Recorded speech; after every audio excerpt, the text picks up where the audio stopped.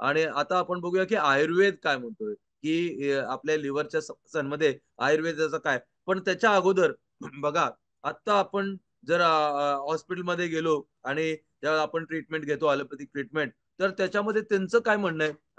Allopathic औषधाचं काय म्हणणं आहे ट्रीटमेंटचं? तर एकदा जर लिव्हरनं काम करायचं बंद केलं, काही कारणास्तव डॅमेज झाला, लिव्हर डॅमेज झाला आणि शेवटच्या स्थितीत आहे. लिव्हर जो डॅमेज आहे शेवटच्या स्थितीत आहे. हां.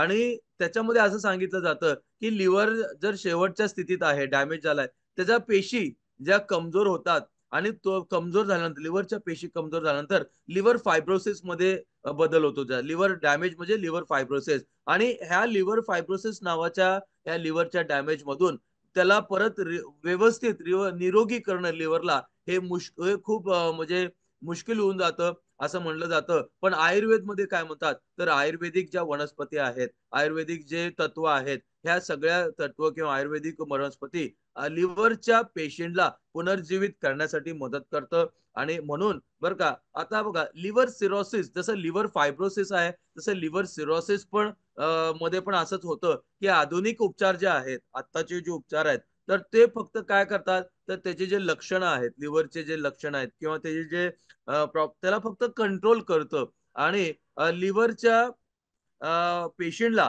पुनर्जीवित करणं हे मुश्किल आहे, असं आधुनिक उपचारामध्ये म्हणलं जातं. पण आयुर्वेदामध्ये असं नाहीये. आयुर्वेदिक वनस्पती आहे ना, लिव्हर सिरोसिसमध्ये एक प्रभावी उपचारात्मक काम करतं आणि म्हणून एक प्राकृतिक पद्धतीनं लिव्हरचा इलाज करतं आयुर्वेदिक वनस्पती. आणि आयुर्वेदामध्ये लिव्हरचा उपचार कसा केला जातो? तर काही वनस्पती दिल्या जातात, काही वेगवेगळे उपचार दिले जातात, आहारामध्ये बदल केला जातो आणि शरीराला दिशाहरण, शरीराला डिटॉक्सिफिकेशन केलं जातं. आणि अशा प्रकारे जिथं आधुनिक उपचारामध्ये फक्त लक्षणांपासून आराम मिळतो आणि बाकी लिव्हरच्या कोशिका पुनर्जीवित होत नाहीत.